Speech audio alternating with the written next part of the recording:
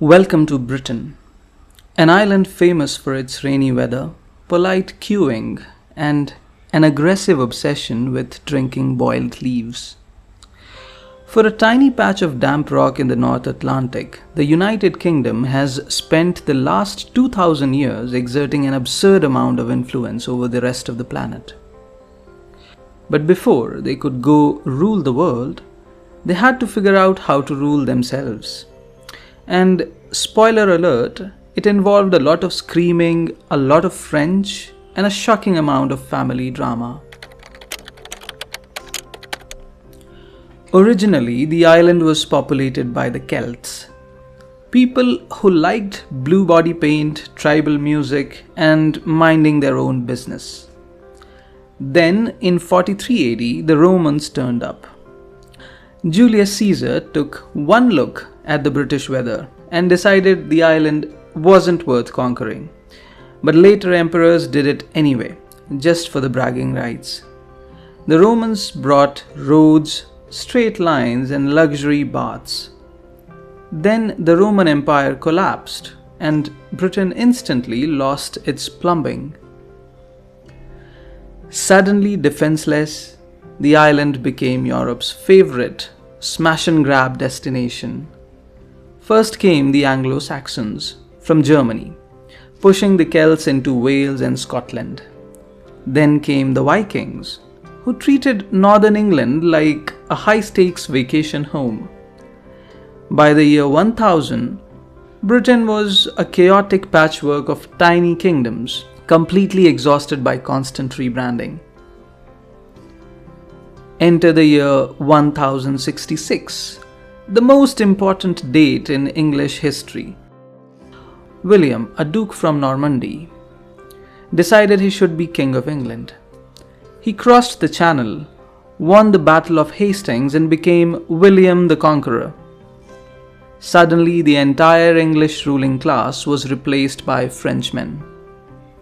For the next 300 years, the kings of the England didn't even speak English.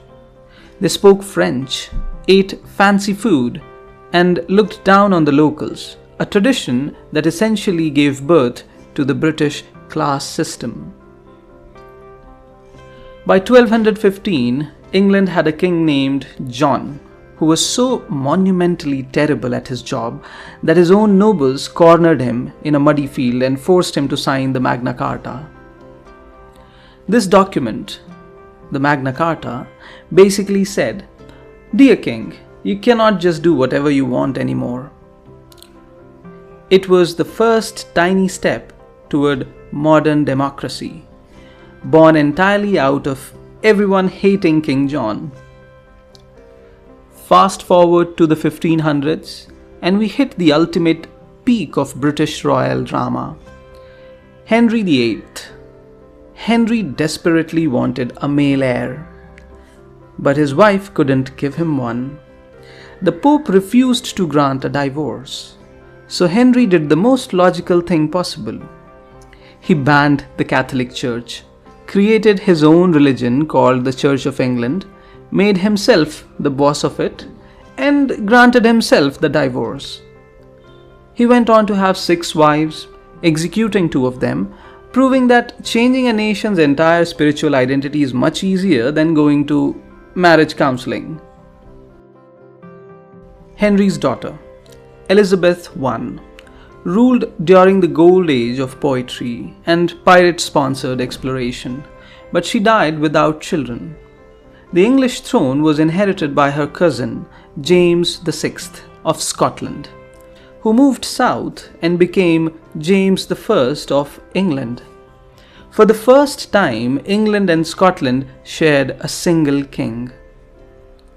James's son, Charles I, believed he was chosen by God and didn't need to listen to Parliament. Parliament disagreed. A brutal civil war broke out, and in 1649, Parliament won and literally chopped the king's head off.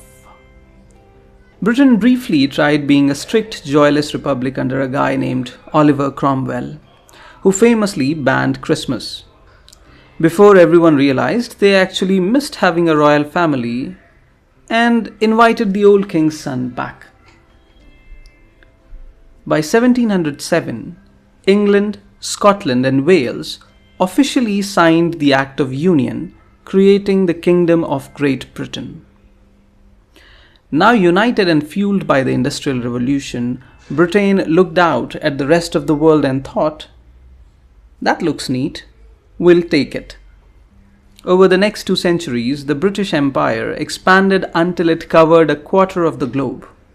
The sun literally never set on the British Empire, mostly because God didn't trust the British in the dark. They fought an entire war over a captain's severed ear, colonized India, colonized Australia, and conquered vast swathes of Africa. The ultimate historical irony? The British conquered the entire planet to control the global spice trade, only to return home and decide they didn't actually like spicy food.